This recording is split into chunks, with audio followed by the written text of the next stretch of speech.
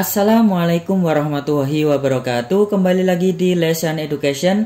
Oke, pada kesempatan kali ini kita akan melakukan persiapan untuk menghadapi CPNS 2021. Seperti kita tahu bahwa rencana akan dibuka pendaftaran CPNS 2021 yaitu sekitar pada bulan Maret. Nah, oleh karena itu ini sudah masuk di bulan November. Kita harus mempersiapkan jauh-jauh hari supaya nanti ketika kita menghadapi tesnya yang akan tiba itu kita sudah siap 100%. Oke, jadi di channel ini nanti kita akan membahas semua soal ya dari tahun-tahun kemarin, baik itu TIU, TWK, TKP dan soal-soal yang lainnya. Maka simaklah di video-video di channel ini. Tapi sebelum kita lanjutkan, bagi kalian yang baru bergabung di channel ini, jangan lupa untuk klik tombol subscribe dan jangan lupa untuk aktifkan notifikasi loncengnya supaya tidak ketinggalan video bermanfaat yang lainnya. Dan apabila nanti ada pertanyaan, silahkan kalian tinggalkan di kolom komentar. Oke, sekarang kita masuk ke soal yang pertama ya. Jadi di sini nanti akan saya berikan trik-triknya supaya kita bisa menyelesaikan soal-soal ini dengan cepat. Ini ya, yang pertama jika diketahui X tambah Y tambah Y sama dengan 8 dan Y sama dengan Z, maka A Z sama dengan 4, Z kurang lebih dari 4, Z kurang dari 4, Z kurang dari 6, dan E Z tidak dapat ditentukan. Nah, untuk menyelesaikan soal seperti ini, saya punya cara yang pertama itu seperti ini.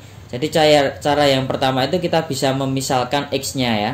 Bisa memisalkan X-nya karena di sini diketahui Y itu sama dengan Z, maka nilai Z itu harus sama dengan Z. Jadi misalkan ketika saya punya X-nya 0, maka otomatis Y-nya 4 dan Z-nya 4 karena X ditambah Y hasilnya 8. Kemudian misalkan saya punya X sama dengan 2, maka kita akan menemukan Y3 dan Z-nya 3. Kalau ini dijumlahkan hasilnya juga 8 sesuai dengan soal ya.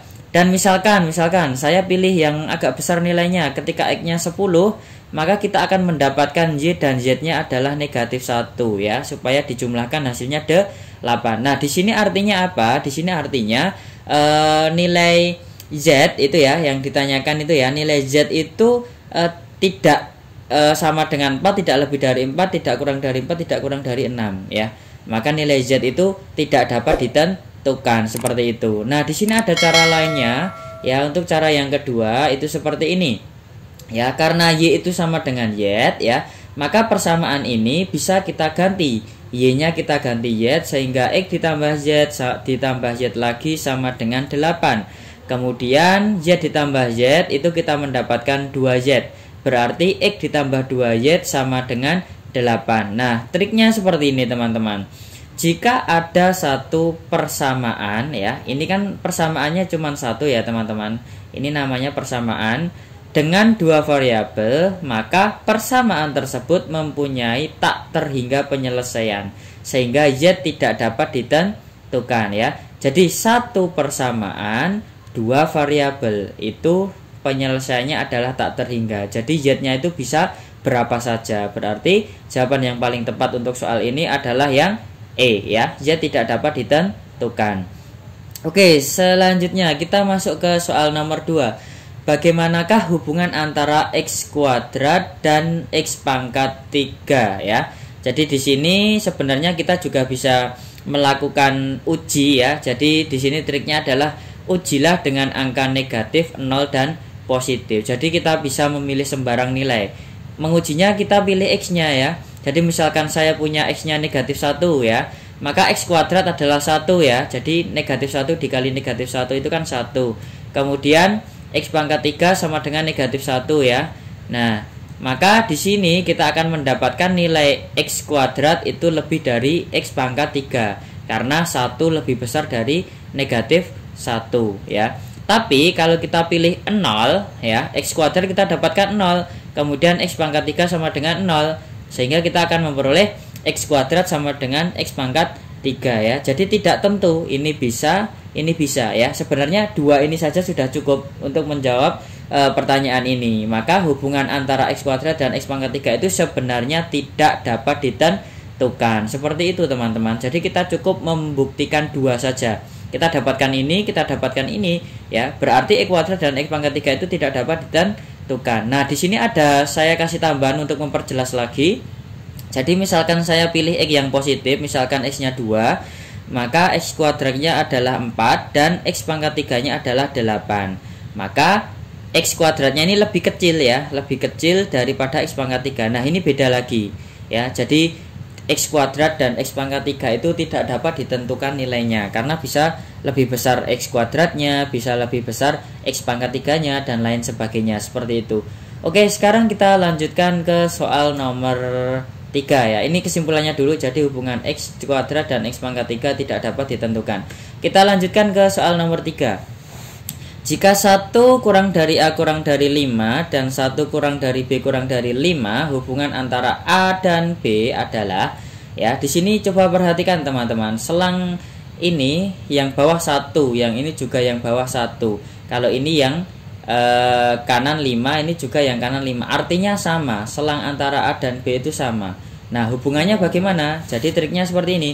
Jika pada soal rentangnya adalah sama, ya bisa kalian catat, pasti hubungannya tidak dapat ditentukan ya. Karena bisa saja A-nya itu misalnya 2, kemudian B-nya 3, maka akan lebih kecil A. Bisa saja A-nya 4, B-nya 1, maka lebih besar yang A. Jadi tidak bisa ditentukan ya. Buktinya seperti ini. Misalkan kalian boleh memilih A-nya 2, B-nya 3, maka A kurang dari B. Tapi kalau A-nya 3, B-nya 2, A-nya pasti lebih dari B. Seperti itu. Jadi ini ya triknya, bisa kalian catat. Jadi hubungan A dan B itu tidak dapat ditentukan. Oke, sekarang kita lanjut ke soal nomor 4. Jika X sama dengan 1/16 dan Y sama dengan 0,16, maka ya, jadi di sini caranya itu kita merubah dulu ya. Perhatikan penyebutnya, kita ubah jadi pecahan ya. X-nya 1/16 sudah diketahui di soal. Kemudian Y-nya 0,16, ini 16/100 ya, bisa diganti. Nah, kemudian di sini ya dikalikan penyebutnya ya. 1/16 dikalikan 100/100 ya. Kemudian yang kedua 16/100 dikalikan 16/16. Jadi ini nyilang gini, 16 ke sini, 100-nya ke sini. Sehingga kita akan mendapatkan penyebut yang sama. Yang atas adalah 100/1600, yang bawah 256/1600. Dan penyebutnya ini tidak usah diperhatikan. Kita lihat yang atas saja. X-nya 100, Y-nya 256. Jelas kalau X-nya itu lebih kecil dari Y-nya. Berarti jawaban yang paling tepat adalah yang B. Oke ya, bisa dipahami. Sekarang kita lanjutkan ke soal nomor 5. Jika 3 kurang dari X kurang dari 5 dan 5 kurang dari Y kurang dari 8, maka ya di sini coba kalian perhatikan selangnya. Di sini batas atasnya 5 dan di sini batas bawahnya adalah 5 ya. Dan di sini triknya, tentukan nilai X yang maksimal ya. X maksimal dan nilai Y yang minimal ya.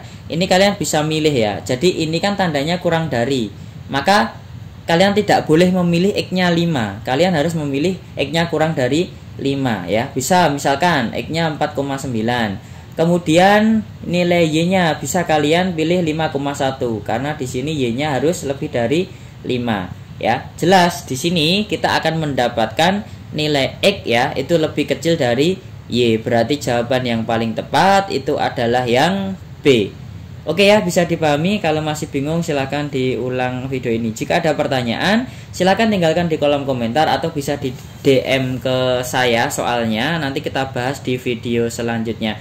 Terima kasih ya, semoga bermanfaat video ini. Jangan lupa untuk subscribe dan jangan lupa untuk dukung terus channel ini supaya bermanfaat bagi semuanya. Terima kasih, sampai jumpa, ketemu di video selanjutnya. Wassalamualaikum warahmatullahi wabarakatuh.